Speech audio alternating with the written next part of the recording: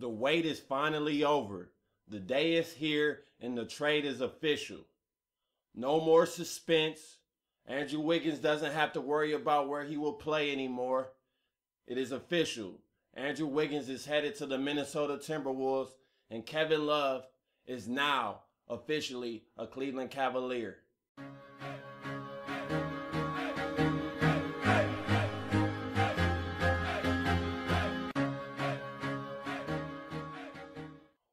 Welcome back to the Best Damn Sports Blog. Back again, here to talk NBA with you guys because the trade is finally official. Kevin Love is now a Cavalier. Andrew Wiggins is now a Minnesota Timberwolf. This indeed was a three-team trade, but the news that we had earlier that Anthony Bennett would be sent to the Philadelphia 76ers happened to end up being false.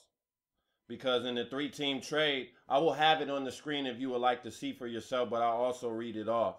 But included in the three-team trade, the Cavaliers get Kevin Love and Kevin Love only. The Sixers get Luke Mamba Mute, Alexei Shved, and a future first-round pick. And the Minnesota Timberwolves get Andrew Wiggins, Anthony Bennett, and Thaddeus Young. Minnesota made out great in this trade. This trade, if I was giving grades, I have to give Minnesota an A+. The Cavs, they get an A. But Minnesota gets an A+.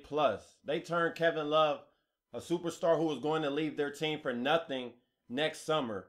They turned him into Andrew Wiggins, Anthony Bennett, and Thaddeus Young without giving up any of their key players now. And also without having any leverage whatsoever. Minnesota had no leverage. Cleveland had all the leverage. And Minnesota even got Kevin Love out of town before this season started. So I have to commend Flip Saunders for his negotiation skills because he is up there with the best. This man should be a lawyer or something because he can negotiate and get out of things easy. He turned Kevin Love, a superstar he possibly could lose for nothing, into Andrew Wiggins, a possible superstar. Thaddeus Young, a proven borderline all-star player in this league, who has been quality for years. And Anthony Bennett, who was somewhat troubled in his rookie season, but is only in his second season and showed some promise towards the end of the season for the Cavaliers. That's an awesome trade for Minnesota. And they have a bright young team to look forward to going forward. Rubio, Levine, Wiggins. There's bound to be some amazing looking dunks along with amazing alley-oops. Rubio with some pretty passes while they're headed to the lane. I mean, Minnesota is just going to be a fantastic team to watch. Now, don't get that twisted and think I'm saying they're going to be a playoff team because that is definitely out of the question, especially in the Western Conference. But the Minnesota Timberwolves have traded for something that they can sell their fans that will put butts in the seats. And their future is bright, undeniably. Especially if Wiggins pans out.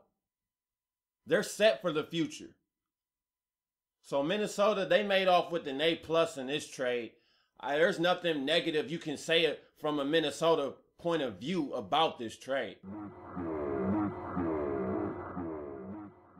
And for the Cavaliers, they become instant title contenders. And as long as heap the pressure of winning a title, to me, in my opinion, they have to win in the next 3 years to validate the trade of Andrew Wiggins. The trade is to win now. Year 1, finals or bust. Year 2, I'll give them finals or bust again. But by year 3, the Cavaliers should have a title. LeBron traded away Andrew Wiggins to win now, so that's what we all should expect. The Cavs should be the favorites to come out the East. But the funny thing is, picking up Kevin Love instantly makes the Cavs one of the worst defensive teams in the league. Now, that's not all his fault. But adding him doesn't help, and taking away Wiggins, who will be a premier wing defender, hurts.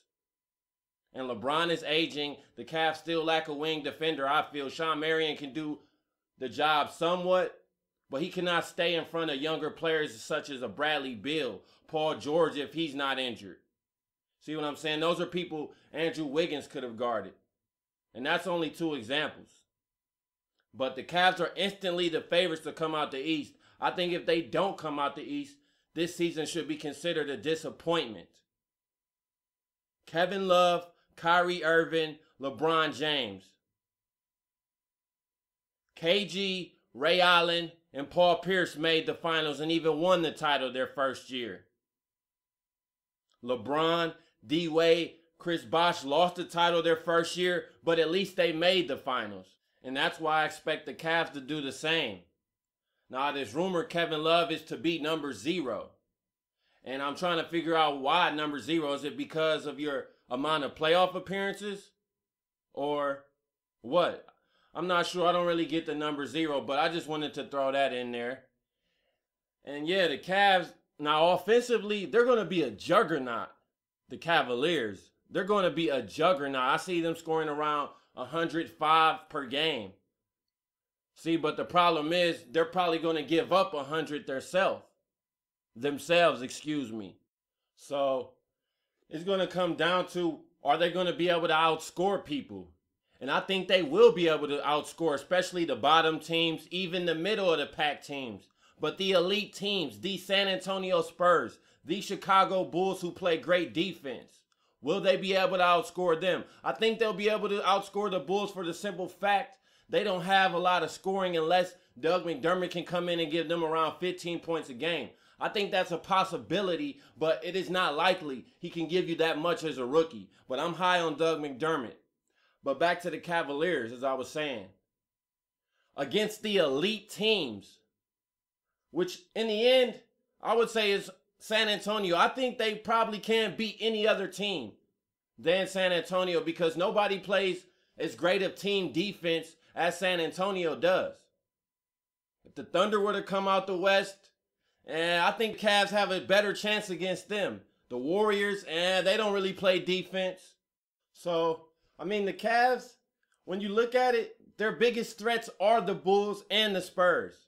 Outside of those 2 teams, not another can compete with them. Not another can outscore them, I believe. In a 7-game series, let me put it like that, because they can be outscored on any given night, possibly.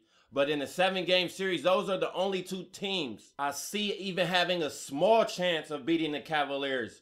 Losing to any other team outside of those 2 would definitely be a disappointment. But I think if they were to lose to the Bulls, that would also be a disappointment because this trade to give away Wiggins, a possible superstar, is to win now.